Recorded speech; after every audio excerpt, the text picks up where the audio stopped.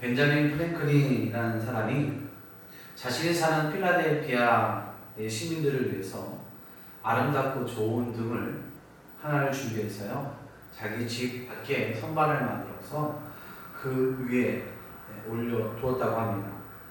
그러자 동네 사람들은 이상하게 여겼습니다. 왜냐하면 등불이라는 것이 집 안에 있어야지 집 밖에 놔두는 것은 낭비다라고 생각했기 때문에 그렇습니다. 그러나 한 주가 지나고 한 달이 지나자 사람들은 뭔가 깨닫기 시작했습니다. 집 밖에 등불을 두니까 밤에 지나가는 사람도 넘어지지 않고 또 멀리 방향도 잡을 수 있고 또 안전하게 또 안심하게 밤길을 다닐 수 있었던 것입니다. 이때부터 사람들은요, 하나 둘씩 자신의 집에 있는 등불을 자신의 집 밖으로 두기 시작했습니다. 이것이 오늘날 가로등의 시작이 되었던 겁니다. 제가 한 번은 퇴근을 하고 걸어서 집을 가는데요, 그리고 공원길을 걸어가는데 가로등이 없어요. 자전거가 다니는 길에는 가로등이 있는데 사람이 다니는 길에는 가로등이 없더라고요. 나무가 이렇게 아름답게 잘 가꿔져 있지만 이 나무 때문에 가로등이 빛이 가려져서 어두운 거예요. 그래서 이 어두운 캄캄한 밤을 지나고 있으면서 무슨 생각이 들었냐면, 내 딸아이가 학교 끝나고 학원 끝나고 집으로 오는 길이 바로 그 길이거든요. 야, 참 위험하다. 왜냐하면 요즘에는 워낙 이상한 사람들이 너무 많잖아요. 그러니까 제 마음에 걱정이 되는 거예요. 사람은요, 심리적으로 어두운 데 있으면요, 두렵고 떨리고 공포심이 느끼게 된다고 합니다. 사람의 마음에 어두운 곳에 있으면요, 죄된 생각을 하게 된대요. 그리고 죄가 우리 마음속에서 일어키게 된대요. 그러니까 여러분, 어둠은 결코 좋은 것이 아니에요. 왜냐하면 어둠은 성경에서 사단의 영역으로 말씀해주고 있기 때문에 그렇습니다. 여러분, 범죄가 대부분 언제 일어나요?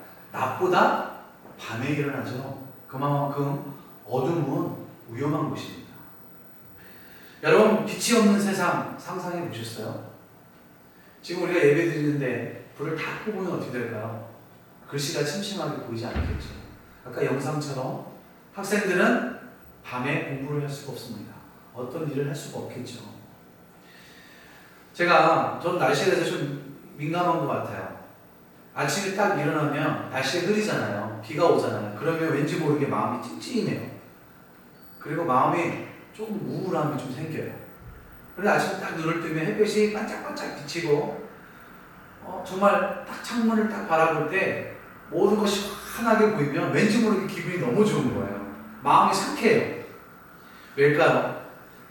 빛은요, 사람의 기분을 조절하는 세로토닌 활성을 높여주는 기능이 있다고 합니다. 그뿐 아니라 빛 자체가 살균과 소독의 기능이 있어요. 우리 어머님들 빨래를 빨다 보면 묵은 때 안 지워지죠? 비누실에도 안 지워지잖아요. 그런데 그것을 잘 빨아갖고 햇빛에다가 이렇게 걸어놓으면 어떻게 돼요? 햇빛을 받은 때는요, 햇빛에 의해서 날아간다라는 거예요. 또 햇빛을 쬐면은요, 우리 몸에 엔돌핀이 형성하고 호르몬을 증가시켜서요, 신진대사가 활발해져요. 낮 동안의 빛은 야간에 멜라토닌 분비를 상승시켜서 숙면에도 많은 도움을 준다라고 그렇게 나와 있습니다. 반면에 우리가 빛을 받지 못하면 어떻게 될까요? 우리 몸에서 단백질과 비타민 D가 부족해서 구루병이라는 건 뭐냐면 꼽추 있죠. 꼽추가 생길 확률이 많다라고 합니다. 그뿐 아니라 자연의 모든 식물은요, 빛을 보지 못하면 광합성을 할 수가 없습니다. 광합성이라는 게 뭐예요? 빛을 에너지로 바꾸어주는 거잖아요. 그래서 이산화탄소와 물이 합쳐져서 빛을 받으면요, 설탕과 산소가 만들어진대요. 제가 이야기하는 게 아니라 과학적으로 그렇게 드러났습니다. 그래서 식물은 빛을 통해 호흡하고 성장하고 꽃을 피우고 열매를 맺게 되는 겁니다. 창세기 1장에 보면 하나님이 천지 만물을 창조하시기 전에 어떤 상태였냐면 땅이 혼돈하고 공허하고 흑암이 깊음 위에 있었다라고 성경은 말씀하고 있습니다.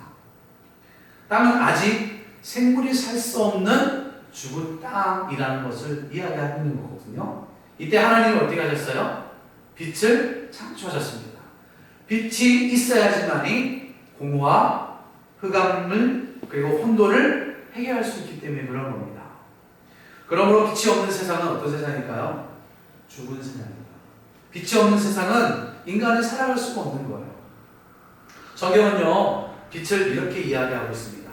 하나님은 빛이시다. 요한일서 1장 5절 말씀을 한번 읽어볼게요. 같이 읽습니다. 시작. 우리가 그에게서 듣고 너에게서 전하는 소식이 이것이니 곧 하나님은 빛이시라. 그에게는 어둠이 조금도 없으시다는 것입니다.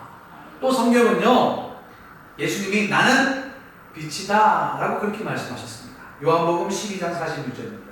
시작. 나는 빛으로 세상에 왔나니 무릇 나를 믿는 자로 어둠에 거하지 않게 하려 함이라. 하나님이 빛이시래요.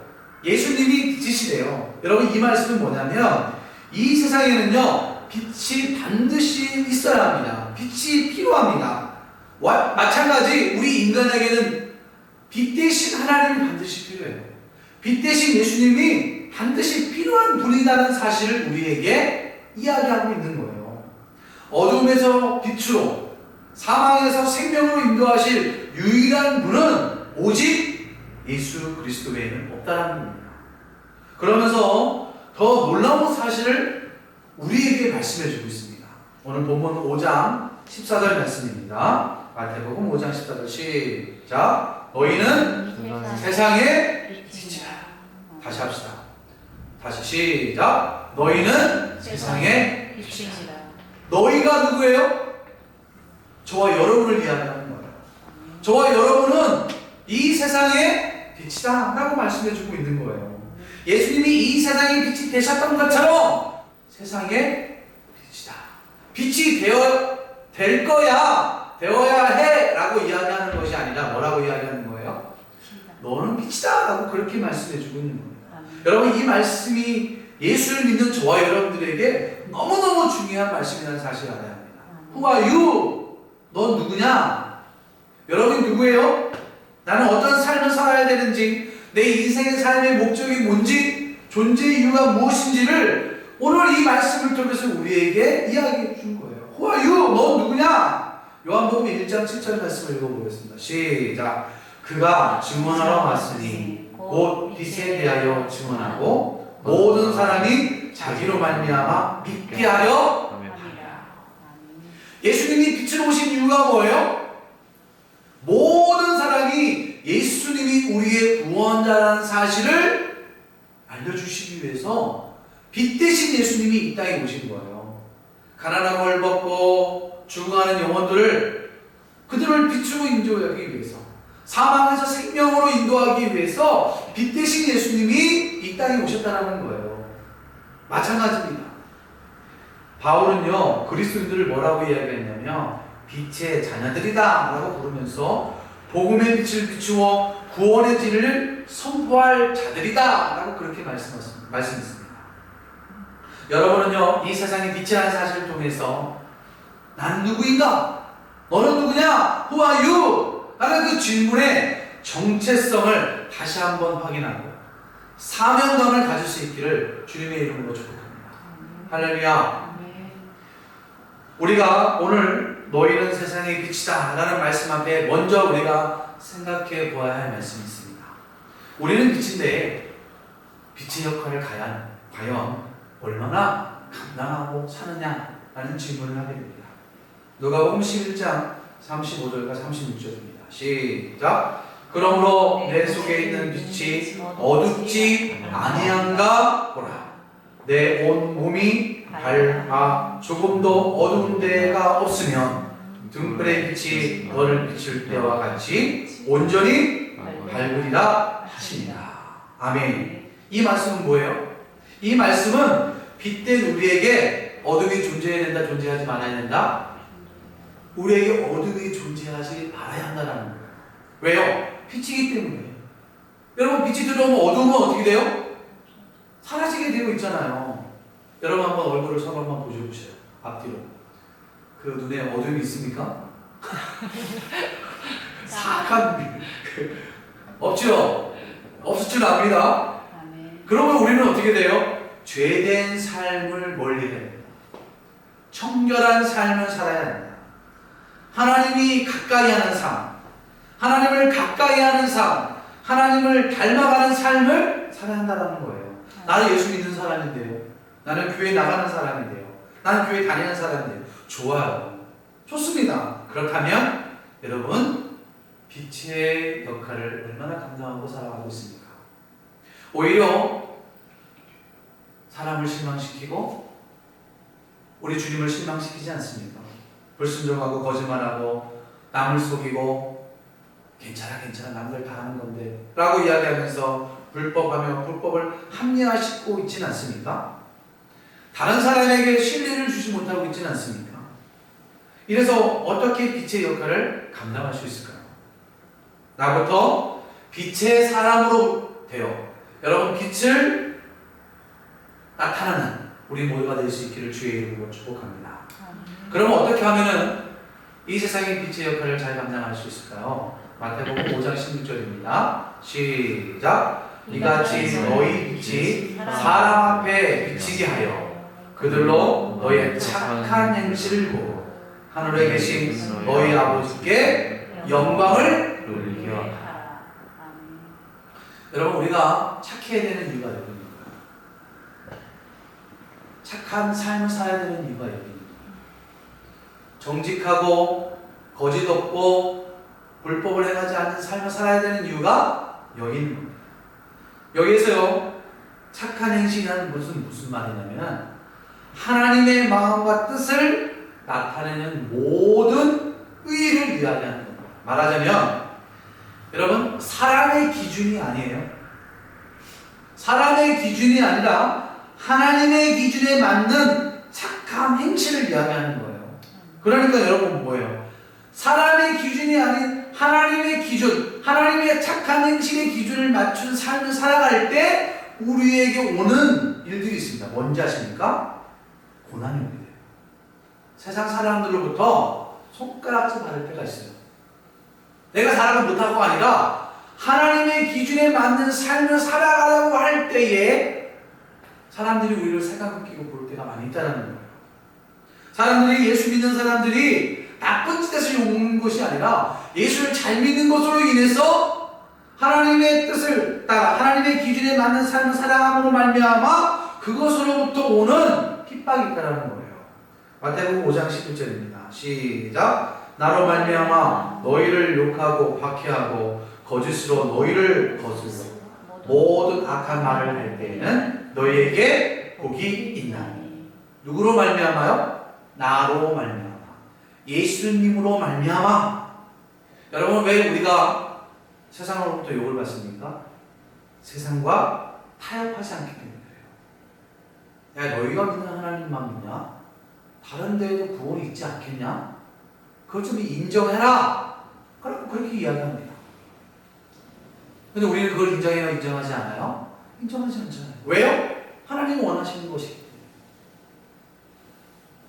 세상과 다른 방식으로 살아가야 하기 때문에 그런 거예요.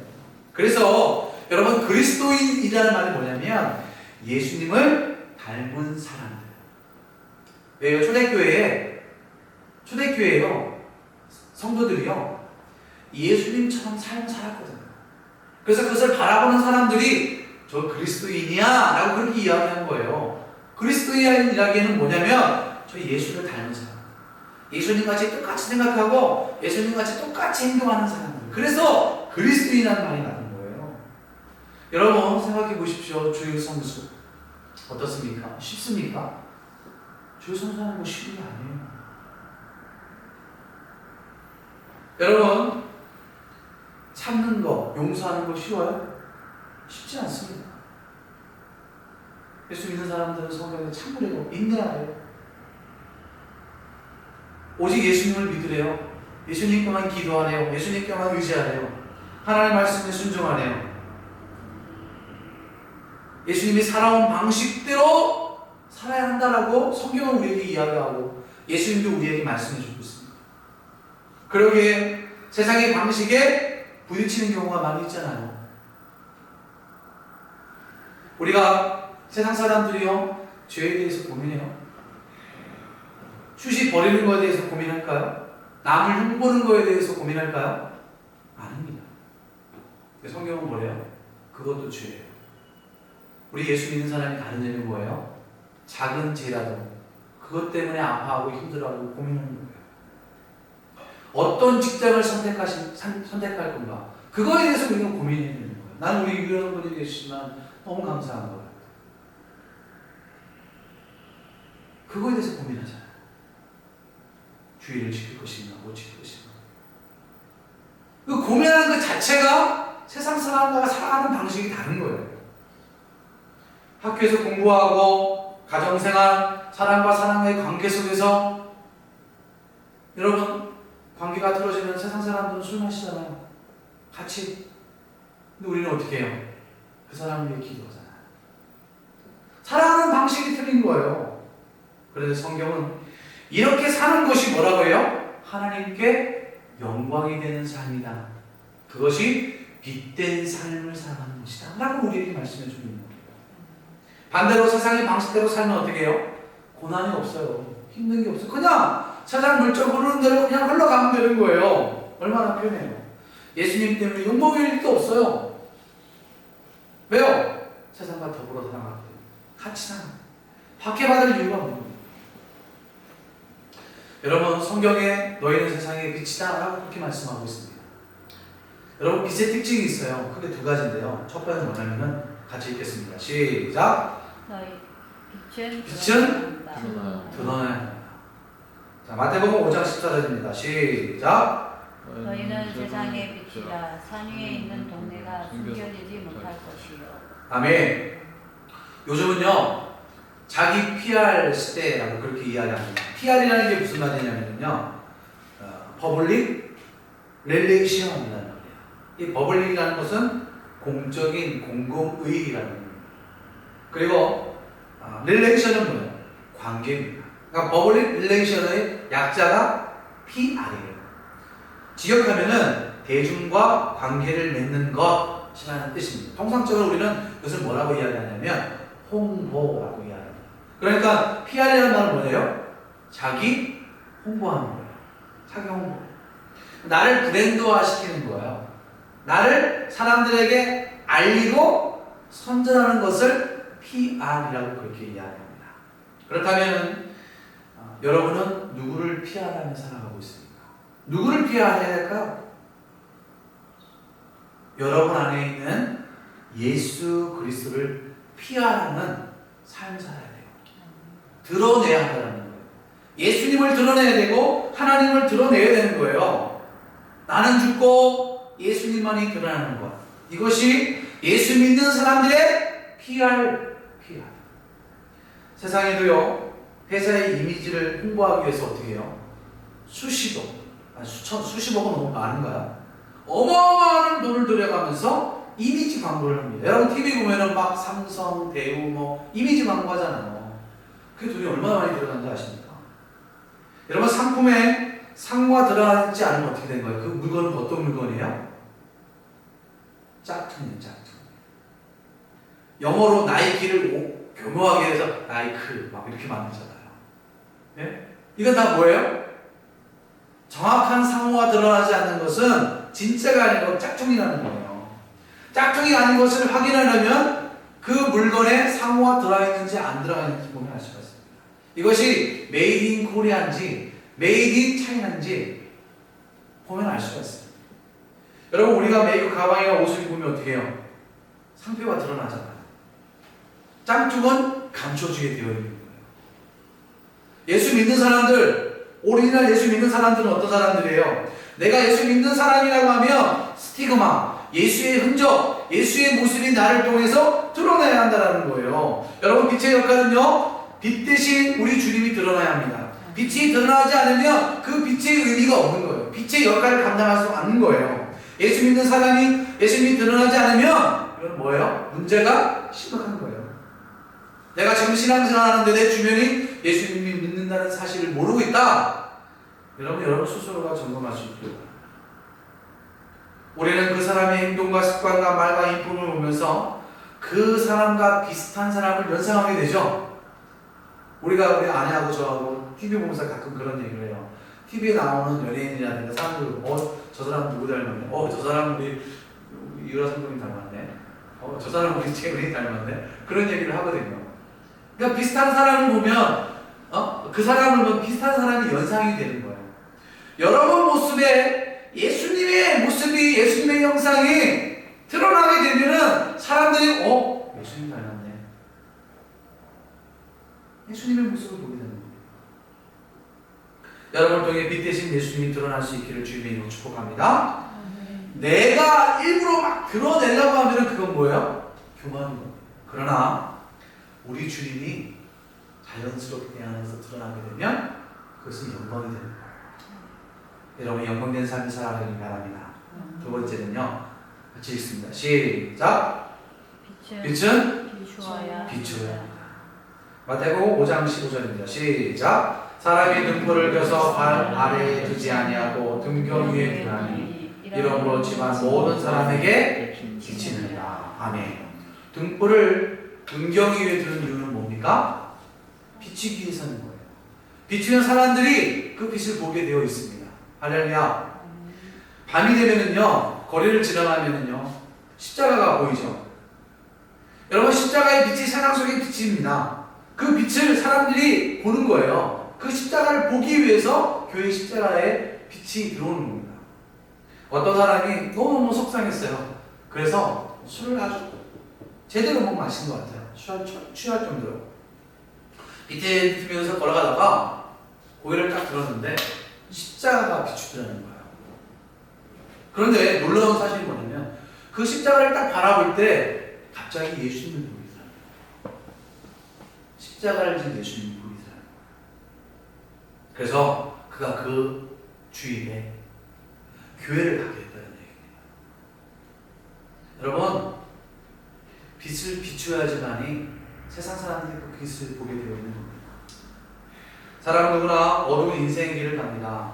그럴 때 필요한 게 뭐예요? 어둠에 필요한 건 뭐예요? 어둠 속에 돌이 필요한가요?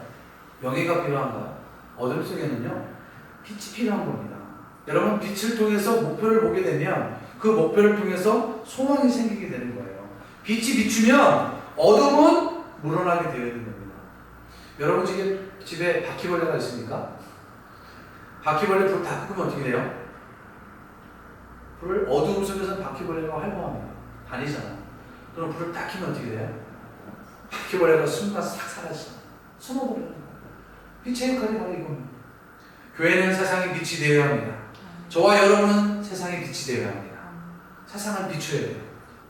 암벽 해안의 등대를 지키는 등대에게는요, 한 달에 한 번씩 기름을 받아서 등대에 불을 밝혔습니다.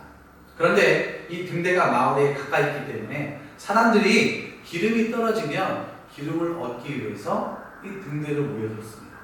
한 번은요, 불쌍한 할머니가 돈이 없는 거예요. 먹을 것이 없다 보니까 기름을 달라고 이 등대지기에 와서 기름을 요청한 겁니다. 이 동정심이 많은 등대지기는 그 할머니에게 기름을 주었습니다. 며칠 뒤 동창생이 와서 하는 말이, 나 차 기름이 떨어졌는데 나 기름 좀 빌려줘. 그래서 이 동정심이 많은 등대지기가 그 친구에게 기름을 주었어요. 어느 날 아내가 찾아와서, 여보, 우리 아이의 대학에 학자금이 없습니다. 돈이 필요해요. 그 말을 들은 등대지기가 기름을 발라서 자신의 아들의 학자금을 해결했습니다. 그런데 그날 폭풍우가 거세게 벌어집니다. 다음날 아침에 지난밤에 배 한 척이 침몰해 수많은 사람들이 죽었다는 소식을 듣게 되었습니다. 침몰의 원인이 뭐냐면 배가 표류하는 동안에 등대에 불이 꺼져 있었다는 거예요. 기름이 떨어져 등대에 불이 꺼진 겁니다. 상부에서는요, 이 등대지기를 시작했습니다. 당신에게 기름을 공급한 이유는 단 한 가지 등대를 밝히는 겁니다. 여러분, 등대가 빛을 비출 때 배들은 안전하게 항해할 수 있는 겁니다. 교회는요, 세상을 향해 예수 그리스도의 사랑의 빛을, 예수 그리스도의 십자가의 은혜의 빛을 비춰야 되는 거예요. 사람들의 마음속에 죄를 향해 진리의 빛을 비춰야 되는 겁니다. 그럴 때 그 죄가 드러나게 되거든요. 어두워 앞을 보지 못하는 낭떠러지로 떨어져 죽을 수밖에 없는 그들이 낭떠러지로 걸어가는 그들에게 복음의 빛이, 생명의 빛을 비춰줘요. 빛이 비치면요, 그들이 앞이 보여요. 빛을 비추면 그들에게 죄가 보여요. 빛을 비추면 예수님이 보이게 되는 거예요. 사랑하는 여러분, 여러분의 빛을 드러내십시오. 여러분의 빛을 비추십시오. 그래야 교회된 여러분을 통해서 세상은 우리 주님을 볼 것입니다. 우리 하나님을 볼 것입니다. 하나님 나라를 볼 것입니다. 아프리카의 한 선교사의 무덤에 다음과 같은 비문이 적혀 있었다고 합니다. 당신이 올 때는 어두웠으나 당신이 지나간 지금 우리는 빛 가운데 있습니다. 여러분, 이 비문이 여러분이 죽었을 때 여러분 비문에 아름답게 적혀있는 우리 다 행복한 교회 믿음의 성도 될 수 있기를 주님의 이름으로 축복합니다. 우리 함께 기도하겠습니다.